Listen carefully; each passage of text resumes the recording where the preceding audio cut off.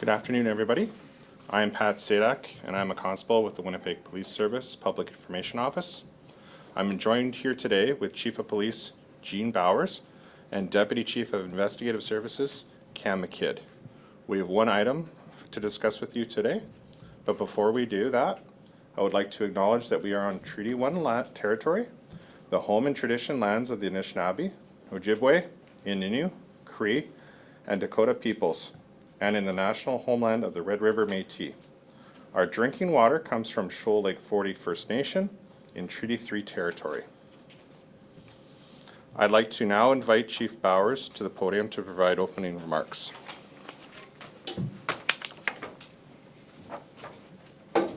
Afternoon, everybody. Back on November 7th, 2024, I spoke to you about 3 of our officers being arrested and charged for a number of serious offenses. At that time, I shared that the investigation was ongoing.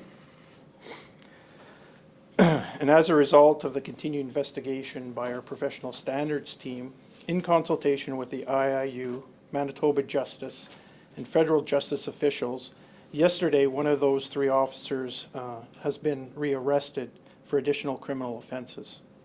Constable Elston Bostock has been charged with a number of new criminal offenses and was detained in custody at the Winnipeg Remand Centre.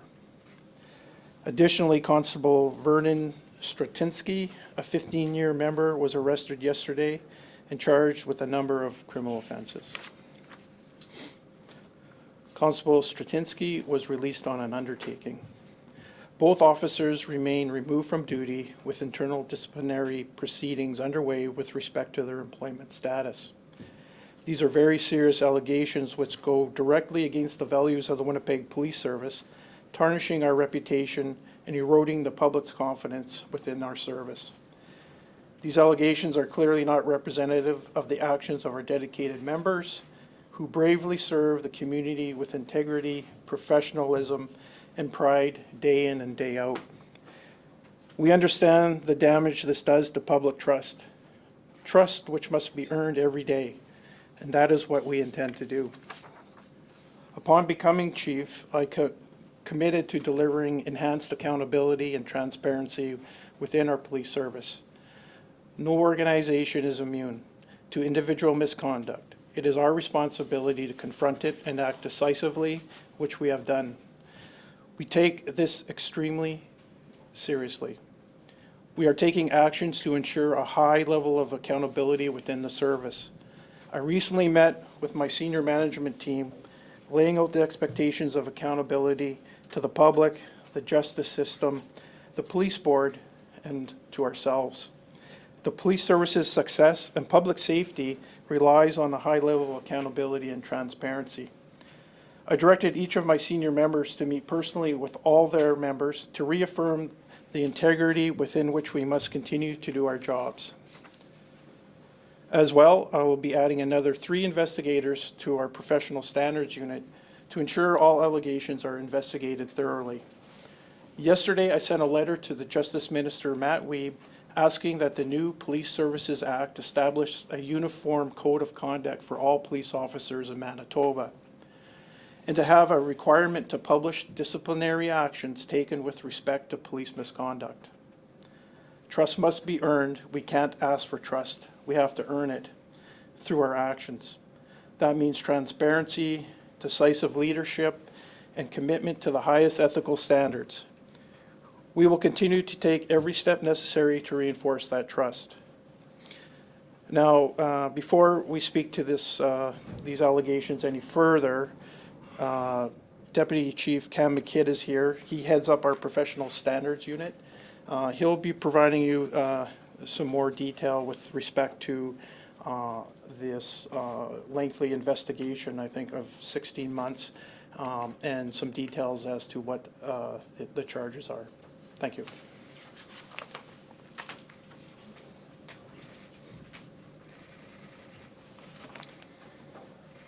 Thank you, Chief, and good afternoon, everyone. I'd like to first start by echoing the sentiment expressed in the words of Chief Bowers. This is not a proud moment for our service. But having said that, the only reason we're here today is because a member of our service had the integrity to come forward with concerns, and they had the courage to put their names behind those concerns. And we're also here because members of our service, with integrity, conducted a very difficult 16-month investigation into this matter involving their coworkers. We put a great deal of trust in our members. We send them out with guns to do a very difficult and dangerous job. The overwhelming vast majority of our members, both sworn and professional staff, conduct themselves day in, day out with integrity, and they perform their duties with a high degree of professionalism. And as an executive, we're extremely proud of them. So for the benefit of those who might not have been here to the presser that we did in relation to this investigation back on November 7th of 2024, I'd like to just do a very brief recap of that, just so we're all on the same page. The chief alluded to some of these details just previously, so there'll be a bit of overlap, so my apologies. In early 2024, the WPS became aware of an allegation of breach of trust by members of our service. And at that time, an investigation was commenced by our Professional Standards Unit. On May 7th, 2024, our service notified the Independent Investigation Unit of Manitoba of the investigation, who assumed jurisdiction of the investigation and requested the assistance of the WPS Professional Standards Unit to conduct the investigation. Winnipeg Police Service Professional Standards Unit conducted a lengthy internal investigation that involved ongoing consultation with the IIU and with Manitoba Justice. As a result of the investigation, 3 Winnipeg Police Service officers were charged on November 6, 2024, with a number of offenses. Constable Elston Bostock, a then 21-year member of the service, was charged with 9 criminal offenses relating to offenses that had occurred over an extended period of time. These offenses occurred while both on and off duty. These offenses involved the disclosure of confidential information, obstruction of justice, obstruction of police investigations, and theft of property. Constable Matthew Kadniak, a then 2-year member of the service, was charged with 2 criminal offenses relating to a matter that occurred on or about October 17th, 2024, while he was partnered with Constable Bostock. Constable Jonathan Kizek, a then 18-year member of the service, was charged with 3 criminal offenses relating to a matter that occurred on or about October 22nd, 2022, while he was partnered with Constable Bostock. And as referenced by Chief Bowers, on November 7th, myself and then Deputy Chief Bowers held a press conference where this information was detailed. So I will now talk about what has led us here today. In conjunction with the arrest of Constable Bostock on November 6, 2024, a search warrant was executed at his personal residence, and evidence was located which resulted in further investigation. Additionally, and again in conjunction with his arrest on November 6, 2024, Constable Bostock's personal cell phone was seized, and a warrant authorizing a search of the device was later obtained by PSU investigators. The device was found to contain several 100,000 communications dating back to January of 2016. Again, evidence was located on this device, which resulted in further investigation. Since that time, our Professional Standards Unit has continued working under the direction of the IIU and has been in consultation with Manitoba Justice and federal justice officials with respect to further criminal charges. On August 6, 2025, Constable Bostock was arrested a second time and charged with a total of 18 criminal offenses, which I can detail for you shortly. Constable Bostock was detained in custody. Additionally, also on August 6, 2025, a second WPS member, Constable Vernon Stratinsky, a 15-year member of the service, was arrested and charged with 2 offenses stemming from an incident that occurred on or about March 16, 2023, while he was partnered with Constable Bostock. Constable Stratinsky was released on an undertaking. Now, what I'd like to do, just for some clarity there, as we've discussed here, there's been 2 stages where charges were laid, once in November of 2024, and again yesterday. It's a little bit convoluted, so what I'm going to do is just take you through these new charges, and we can take some questions on them. but it might be easier if I go through them, if you can just bear with me, and if there's questions, we can address them after. So with respect to the charges that were laid yesterday, these are the new charges.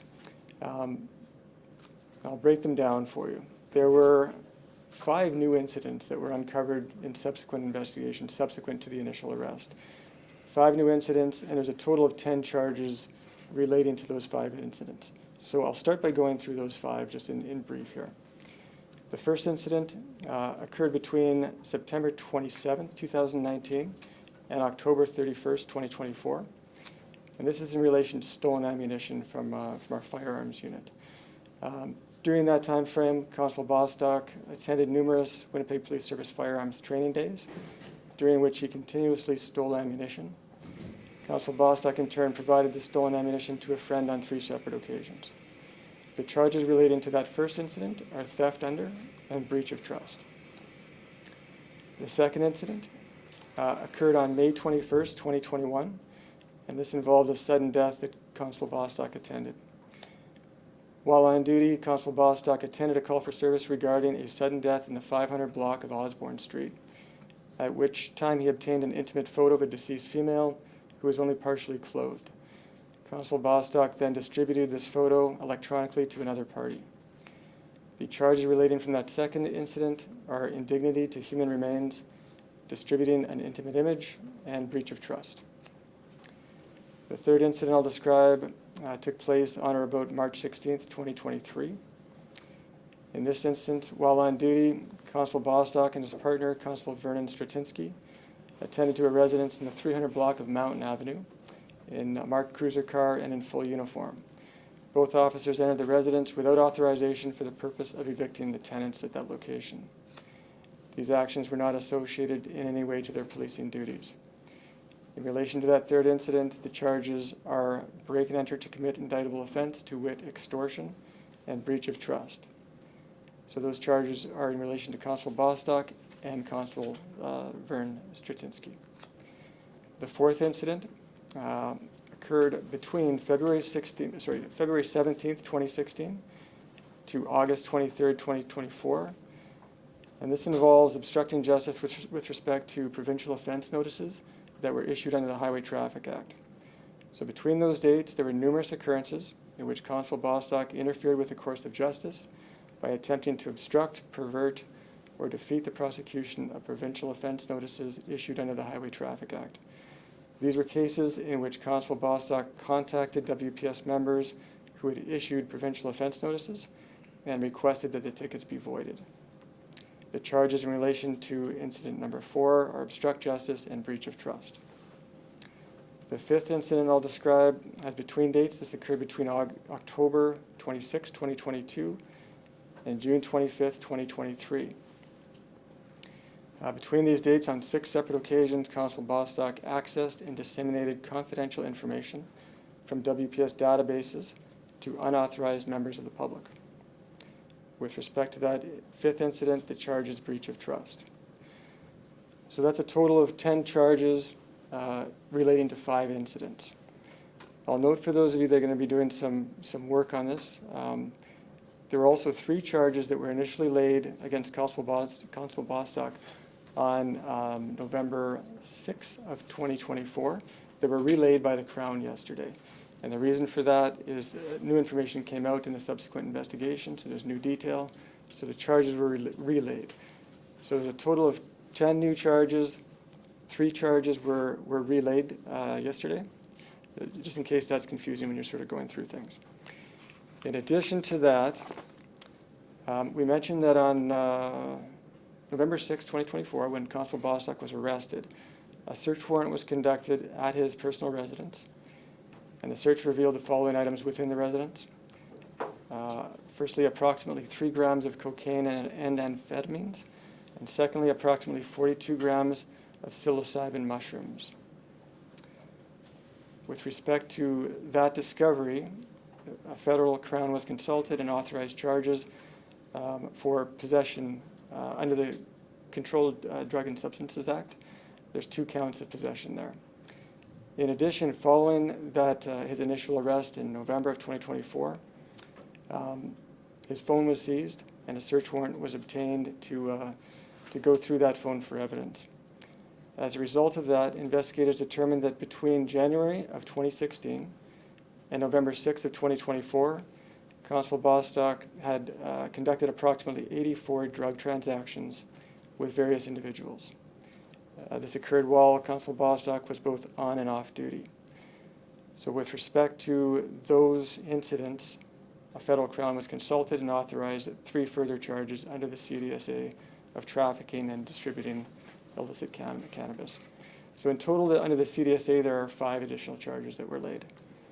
I'll comment briefly here on Constable Stratinsky. I mentioned this, but just for clarity, the only charges he's facing here are in relation to that one incident that occurred on or about March 16th, 2023, in the 300 block of Mountain. Constable Stratinsky is facing charges of breaking and enter to commit indictable offense of extortion and breach of trust with respect to that incident. I know that's a lot, but I wanted to go through that right at the outset, just so you sort of got it in a chronological order. So having said that, I think at this point we'd be happy to take questions. Has the police service ever charged anyone with indignity to human remains before, to your knowledge? I don't believe so. Okay, has the police service ever charged a police officer with knowingly distributing an intimate image before? Not that I'm aware of. I don't believe so. And I've got a whole bunch of minor ones here. Sure. The photo that was distributed, was it with the other individual, was it a police officer? The person to whom it was distributed to, it was, yes. And the weapons that were distributed, ammunition, forgive me, distributed to a third party, was that party a member of the police service? No, it was a member of the public. Was it a member connected to any known organized crime group, or to your knowledge? Not that I'm aware of, no. The traffic tickets, were those his own, others, both? So these were tickets issued by other members of the service, and Constable Bostock would reach out and request to that member that the ticket be voided. No, but were the tickets issued to Bostock, well, like he was off duty and he got a speeding ticket, or was it other people's tickets? Sorry, other people, yes. Yeah. I have a few questions. And just for clarity here, we're both here. I'll be happy to speak to the investigative questions, and Chief Bowers might take the overarching questions. Yeah. The drugs dating back to 2016, where did the drugs come from? I guess it's a good question. What I'd like to do at this point is make a general comment that we provided a level of detail we normally wouldn't when charges are laid. These charges are going to be before the courts. We carefully sort of looked at what we might say in our initial comments here to ensure the prosecution isn't adversely affected. So it's unlikely that beyond some certain questions, we'll be able to speak in any further detail about the charges. Okay, let me pursue this then. Beyond the 3, from a professional standards perspective, are you looking at any other officers? No, I can tell you that we've worked very closely with the IIU throughout this investigation. We've worked very closely with provincial crowns and federal crowns. They have reviewed an awful lot of evidence that's been collected. And at this point, we're not anticipating any other criminal charges, barring anything unforeseen coming to light. But from a professional standards perspective, the chief, you announced that 3 additional officers going to professional standards. Why do you need those 3 officers? I see. Yeah, we've had a number of investigations. Professional standards is a small unit. They've had a lot of work over the past couple of years. So with this investigation, it's a prime example. It was beyond what they could handle in-house. So we seconded members from different areas of the service to assist them. And it's become a recurring theme with some larger investigations that we've been dealing with. So the chief recognized they're just short-staffed there. So the addition of a supervisor and 2 investigators will help work through the case. What's the current complement? Current complement, they have 6 investigators. They have 1 sergeant, a staff sergeant, and they're overseen by an inspector. And certainly this investigation would put existing ones behind as well. Absolutely. The other thing I'm interested in to address the drugs and the ammunition is what has been done and what are you going to do to address any vulnerabilities that the drugs came from evidence, the ammunition, and the way that that's, dispersed to? I'm less concerned about the ammunition because it sounds like it was his own as opposed to taking more away, but from that perspective, anything that you have done or will be doing as far as evidence control is concerned? Not so much with respect to the drugs. There's no indication that any of the drugs came from Winnipeg police stores. So no, and we've spoken about this this morning. There's not a whole lot of policy gaps or policy or regulations we could bring in that would prevent this sort of activity. It's just poor decisions. So yeah, we looked at that. Are there policy gaps? Are there training gaps? It's pretty difficult in this circumstance. You can't regulate this sort of stuff. In the case of, one last one. In the case of Bostock, was there any other complaints against him before this came up? Yeah, that's a question I'm going to have to decline to answer, just given the prosecution. So the drug transactions, are we talking, for lack of a better word, individual amounts, or is this higher level? I mean, if that. Yeah, we didn't see, I guess, we did not see higher level organized crime sort of drug trafficking here, and maybe I'll leave it at that.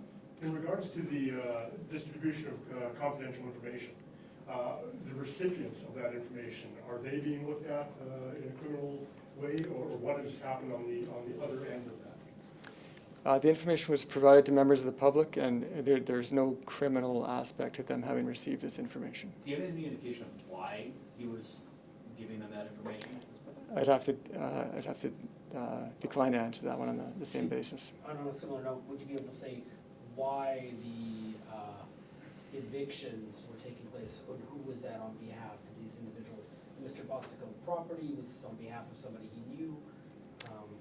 Again, detail that's going to be available, but just not in this venue, unfortunately. Similarly with the traffic tickets, and you would just, Yeah. Forgive me for the Yeah. repetitive nature of this, but is there any, what, could you speculate on, or tell us what the motive for the getting rid of the traffic tickets?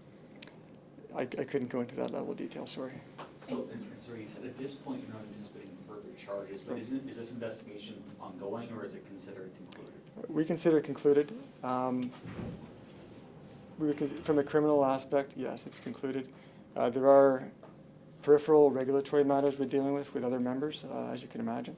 And that's something we wouldn't get into here today, but there's still work being done, but from an investigative standpoint, in terms of criminal charges, the investigation is completed. And so the chief mentioned that people had the courage to come forward. I take it fellow police officers reported Constable Bostock then? Police officers came forward with information about member conduct that was concerning. I wouldn't want to get into specifics about which officers they were talking about, but the investigation, the impetus for the investigation came from within our organization. Could you say about how many complaints were made? More than one. So that was about 16 months ago, you said? Yes.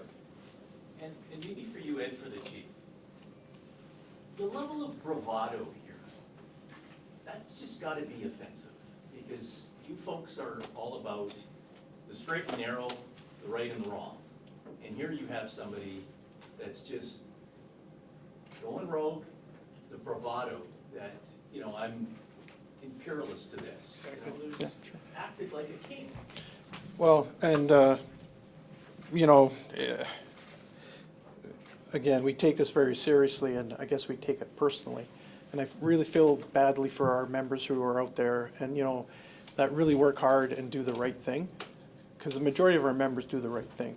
And, and that's why, these charges have come about, because it goes against the grain of police officers and what we do every day. So, to answer your question, yes, it's a very sad day for the service, and I really feel bad for the members that are out there on the streets today, and trying to keep our city safe, and uphold the law. So, Chief, you touched on this, but I mean, what do you say to someone who hears this and says, I can no longer trust city police? yeah, and as I mentioned, trust, we can't just ask for it, we have to show it by action. So, the actions that we've taken show that we will hold our members to account in criminal offenses and other misconduct. As I mentioned, I have spoke to our leadership about accountability and about accountability to ourselves and, and character. When people aren't watching, the majority of our members do the right thing. And I think, I wanted my message to the citizens of Winnipeg is you can be reassured that the majority of our members are doing the right thing and they truly care about this community. In your request to Justice Minister Weeb to publish the results of disciplinary investigations. Correct. Are you seeking for the publication of all disciplinary investigation results, or is there a threshold that you've requested from them? Well, for all, to answer your question, all disciplinary misconduct, we're one of the few jurisdictions in Canada that we don't publish, and that's because there's a bylaw prohibiting us from doing so. So with the new PSA, that would supersede any bylaw that we currently operate under. And similarly, are you requesting that the IIU, which as you are, I'm certain, more aware than anyone, has come under criticism for the way it investigates incidents, are you asking, or would you ask the minister to look at making the IIU, changes to the IIU so that the public would have more confidence in its investigations? Not something I've put my mind to. I don't. I think the appropriate request was through the Justice Minister as far as the PSA, new PSA and adjustments to that. Do you agree with the criticism the IIU is, by a lot of critics, toothless? Who would those critics be? Because I don't know if I've... We've published an extensive series of stories how the IIU investigations and some colleagues in other media outlets rarely result in finding any wrongdoing on the part of police service. Yeah. Again, the IIU, from what I see and the involvement we have with them, they do a thorough investigation. They're independent of the police service. And again, they work under their different authorities and responsibilities. So again, they are an independent arm. To comment on that, I have to I think I'd have to look at it more what you're referring to. Well, and I don't mean to put you on the spot here, but if accountability is the greatest issue, the complaint in the IIU has raised itself that they cannot sometimes get police service members to cooperate with their investigations, and as a result, they are forced to, on occasion, I am assuming you've seen these stories, so they are forced to, on occasion, not draw any conclusion of any wrongdoing because they don't have cooperation. I'm not here to talk about what the IIU can and can't do today. I know I'm here to talk about what we can do, and again, that's something I'm not going to. I really haven't seen what you're referring to. If you're looking for the publication of any disciplinary actions, you're not just looking at all the investigations that professional standards would be doing? Anything that's led to A sanction? Yes. Okay, appreciate that. Would disciplinary hearings be open to the public? I mean, they are in other jurisdictions, like Ontario, for example. Yes. Those internal disciplinary hearings. Right. Currently, they're not. You're correct.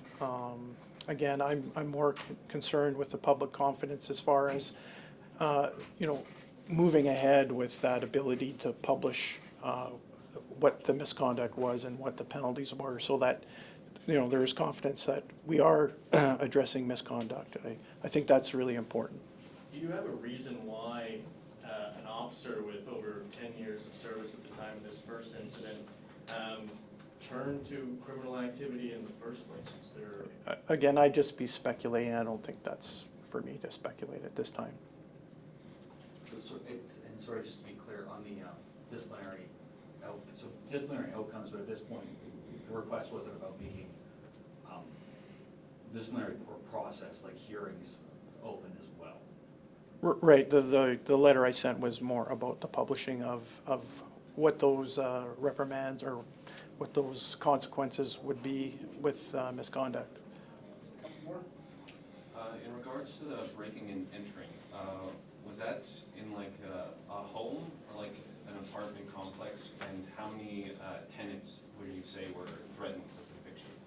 Again, I can't comment on that. Has Sorry. there been any communication with the family of this deceased person that the constable had taken photos of? Yes, myself and Deputy Chief Cam McKidd, we went and met with the family member, was that 2 days ago? And again, we wanted to apologize for the actions that took place and express our dismay at what occurred, and opened, if they want to have further conversations with myself or Deputy Chief Cam McKidd, we're open to that. So in terms of regaining trust, and you said looking at publishing disciplinary outcomes, adding the PSU complement, what else is the service doing today and moving forward to try Right. to regain trust? Yeah, and definitely we're looking at a number of things. I mean, with the advent with technology, there's a number of things that we can do as far as what our members are doing, time on calls, those types of things. Productivity, sometimes there's different indicators. So we're doing a number of things in that regard.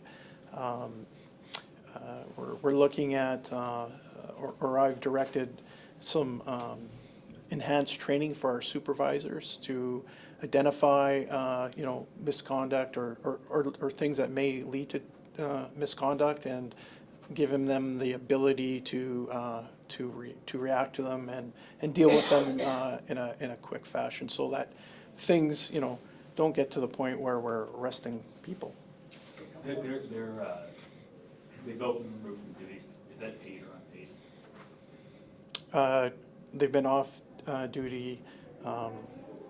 Again, I can't comment on that because, again, I'm restricted currently.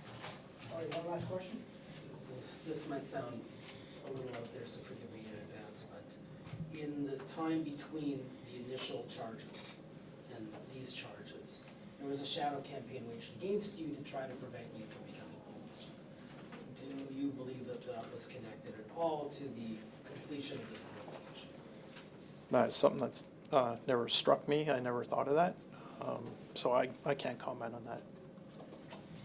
All right, okay, really minor one. This is super minor. Tramadol, I mean, I'm familiar with it in the ER, but is tramadol often Okay. drug of illicit use? Again, I'm not a drug expert. It's the first time I've seen that in a charge myself. Cam, I don't know if you have any comment. No. It's unusual, yes. Okay, thank you.